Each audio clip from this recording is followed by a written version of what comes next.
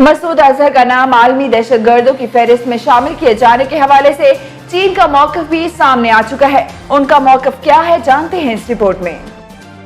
इस हवाले से चीन की वज़ारत ख़ारजा के तर्जुमान गेंग शुआंग का कहना है कि अक़वाम मुत्तहिदा की सलामती कौंसिल की 1267 पाबंदी कमेटी का किसी भी शख्स को फहरिस्त में शामिल करने का काफी मुफस्सल मयार है और चीन हमेशा से इस बात पर यकीन रखता है कि फहरिस्त में नाम शामिल किए जाने से कबल फरीकैन में मुकम्मल इत्तफाक होना चाहिए और इस हवाले से ठोस शवाहिद की बुनियाद पर गैर जानबदाराना, पेशा वराना और बामकसद तरीके से तमाम मुतल्लका अमूर का जायजा लिया जाना चाहिए।